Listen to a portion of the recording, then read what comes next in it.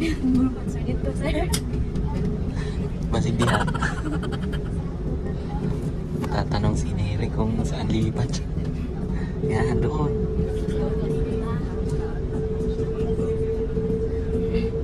Neri pinakilala ni Pugong Be a Hero sa 4 Marias.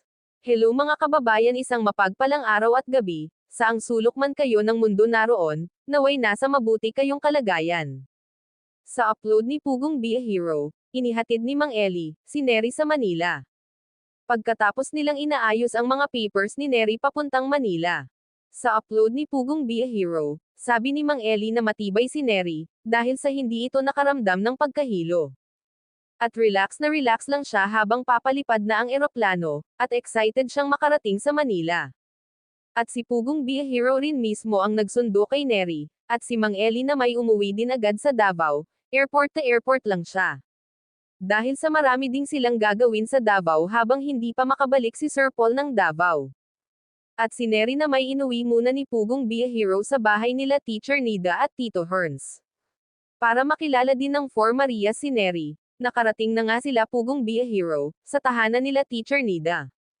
At pinakilala na niya si Neri sa 4 Marias, noong una ay nagkahiyaan pa silang 5, at may mensahe din ang 4 Marias, kay Neri, at nakaka-touch din ang kanilang mga mensahe, di nagtagal ay masaya silang nagkukwentuhan at tawanan, sayo Neri sana malagpasan mo at makayanan ang homesick sa pamilya, alalahanin mo pumunta ka ng Manila, para mag-aral para magkaroon ka ng magandang kinabukasan. Ayan, ikutid ko lang po si Neri. Manila. Sa airport, tapos uwian na niya. Pumasok lang dito sa airport. Patayin ko na lang po sila dito. Sabi ni Kuya Eli, ay, paano na sila malabas? Santayin ko sila dito kung sa may labas.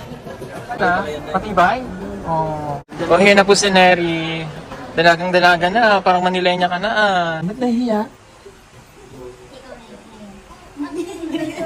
Marunong ka naman eh. Okay. O, dito muna sila. Dito muna siya. Para at least makasama nyo.